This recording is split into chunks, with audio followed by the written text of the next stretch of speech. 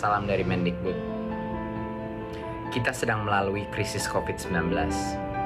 Krisis yang memakan begitu banyak nyawa, yang menjadi tantangan luar biasa bagi negara kita dan seluruh dunia.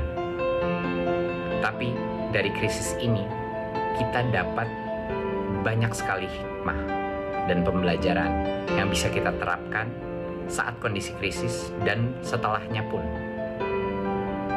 Untuk pertama kalinya, guru-guru melakukan pembelajaran lewat online, menggunakan tool-tool baru, dan menyadari bahwa sebenarnya pembelajaran bisa terjadi dimanapun.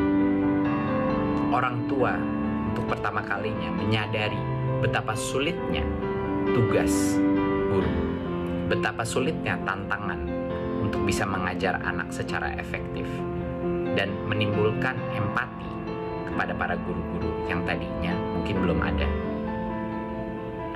Guru, siswa, dan orang tua juga sekarang menyadari bahwa pendidikan itu bukan hanya suatu hal yang bisa dilakukan di sekolah. Tapi pendidikan yang efektif itu membutuhkan kolaborasi yang efektif dari tiga pihak ini.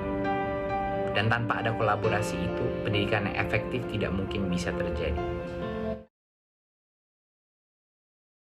Sebenarnya peluang usaha mandiri apa sih sebenarnya yang bisa kita manfaatkan di masa pandemi seperti ini, Mas? Iya, Mas. Jadi kalau kami di Jogja sendiri, karena saya tinggal di Jogja, kawan-kawan tuh sering berdiskusi selama kena masa pandemi ini apa yang harus dilakukan. Paling berat memang ketika 6 bulan pertama kemarin, dan kami berpikir kalau hanya bertahan saja, maka kita nggak tahu kapan akan selesai. Satu-satunya cara adalah menyerang balik. Jadi selama ini kalau kita berpikir masih ada kesempatan bisnis ini dipertahankan, maka kita berusaha keras mencari celah-celah baru supaya bisa tetap eksis.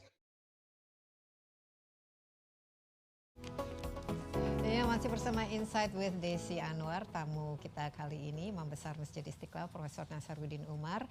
Kita membahas hikmah di balik pandemi COVID-19. Pak Kiai, tadi kita sudah melihat bahwa ternyata di balik krisis ini ya memang banyak tentu saja dampak yang negatif ya, dan juga kita harapkan pandemi ini segera berlalu, tapi di balik itu ternyata menonjolkan hal-hal yang positif ya. Kita jauh lebih empati, kita lebih kelihatan gotong royong, saling membantu, bahu-membahu, saling istilahnya yang mampu memberikan kepada yang tidak mampu, ini tampaknya lebih menonjol. Dan yang penting lagi itu rasa persatuan, we in this together, itu lebih terasa daripada sebelumnya. Demikian ya Pak Siapa, Bu, Nasar, kira-kira yang... Desi, ya. Jadi saya sangat terkesan. Di balik musibah itu memang selalu ada hikmahnya. Kadang-kadang ada yang sudah bisa ditemukan, ada yang belum. Barangkali besok lebih besar lagi yang bisa muncul ya. Poin yang paling gampang kita lihat ya, saya selaku orang yang banyak aktif ya dalam kegiatan-kegiatan keagamaan, interfaith dialog dan lain-lain. Nah ini apa ya, seperti kita satu saf ini, satu baris semuanya. Dulu kan oh ini garis keras, ini moderat, ini liberal. Nah ini kan kita berada pada suatu tema yang sama. Dan tema-tema yang keluar dari mulut satu sama lain ini juga sama persis ya. Jadi sekarang bisa duduk bareng dalam satu majelis dengan orang yang selalu berhadapan-hadapan dulu ya. Jadi virus ini nanti sepertinya mempersatukan satu komunitas yang menjadi seragam. Dulu kita kena, wah ini garis keras, ini liberal, ini moderat, ini. Sekarang nggak ada merek itu. Tema sentral kita ini adalah bagaimana memberdayakan warga masyarakat dan umat ini.